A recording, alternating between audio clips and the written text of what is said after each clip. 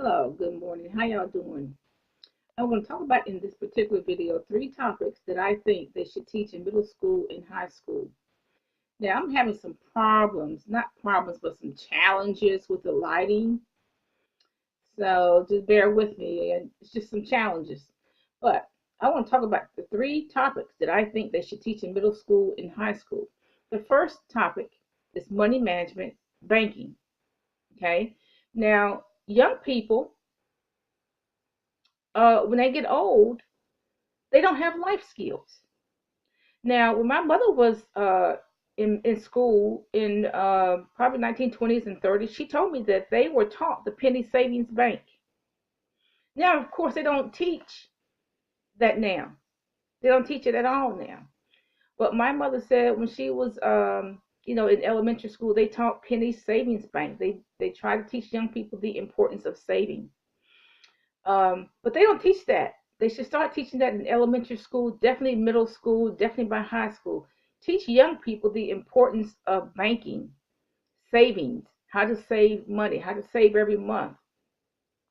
Okay, because what happens is that these young people, when they're middle school and high school, they become old people and they still don't know anything about money. I have met them all kinds, everywhere, of every race, creed, and color that don't know anything about money, don't know anything about banking.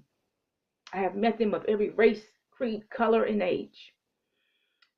So I definitely, they should definitely have it by middle school, definitely by high school. Now I read an article about this girl who had a similar class in high school about savings, how to save, how to put your money in the stock market if that's what you want to do. And so now she's in her 20s and 30s and she's working for whatever. She says she has a nest egg, in other words.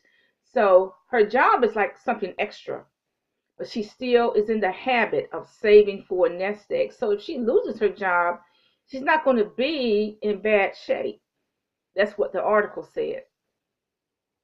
I also met another girl who told me that her parents evidently left her some stock, taught her about stock, and she told me that she doesn't even need to work. She just works to keep busy. But she knows about savings and stock. Okay. So what happens if you don't teach young people about banking and about savings? They become old people who don't know anything about money. And I meet them every day. I have seen preachers making $200,000 a year who don't know anything about money and are stone broke. Stone broke. They're not on the internet. I just happen to know who they are. Of course, I'm not going to call names. Okay. I have met people making a whole lot of money who don't even have $1,000 in the bank to put their hand on. When they want to buy a house with a real estate agent, they qualify for the loan, but they have to go zero, no money down, or a very low down payment, 1% down, 1% down on the $180,000 house. That is what, about $1,800. That is all the money they have. Okay, I'm talking about a couple. They don't even have $1,800 in the bank to put down on the house. Okay, so a lot of people just don't know about money. And they're of all ages. A lot of elderly people don't know anything about money. You got to teach children about money from a young age. Okay. Now, you, another class that should be taught along with the banking class is how to stretch money. How to make food from scratch, how to use coupons, and so on. I know the young people can get all of this from alternative media, but it'd be good for them to be taught that in school. And I hear it over and over and over again because I do a lot of research on homeless people. And I hear it over and over and over again. Millionaires. They didn't have any money. They did not have a nest egg. They got in debt over their head. They bought $1 million home and didn't pay cash for it. And so they lost the $1 million home, the $2 million home, $5 million home. They lost it. Okay, I've heard it over. I've heard of bank executives making over 100 grand a year who don't have, they're reduced to food stamps. Okay, because they never had a nest egg. And they never, despite being in the banking industry, they never even knew how to save. I hear the stories over and over and over again. So that is the first class I think they should start teaching in middle school and high schools: banking, savings, how to stretch your dollar, um, how to put money in the stock market if you want to do that.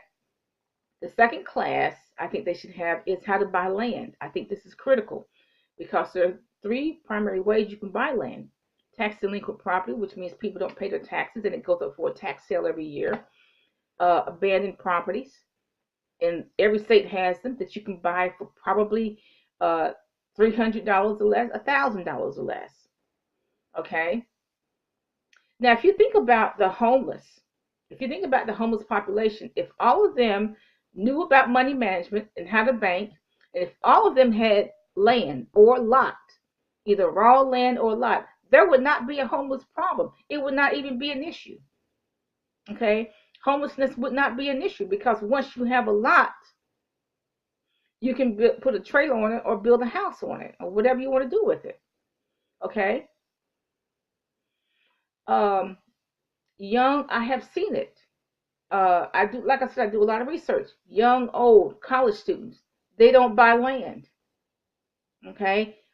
Older people, elderly people don't buy land. Okay. So this is the second class I think they should teach in middle school and high school: how to buy land, the importance of buying land, because when those young people get old, they need to know, they need to have some land, because if they lose their job, they need that land. Okay. The third class I think they should have is how to build a house. Now, I learned how to build a house in this decade. Okay.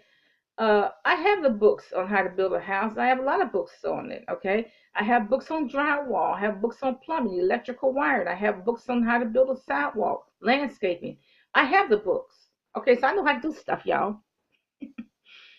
So I learned how to build a house in this decade, but I definitely believe that they should teach that in middle school and high school, because that is a lifelong skill.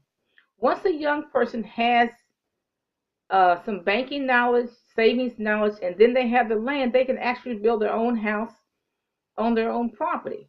Okay, that is not for carpenters only. Okay, build a house. Okay, that is a lifelong skill that people can have.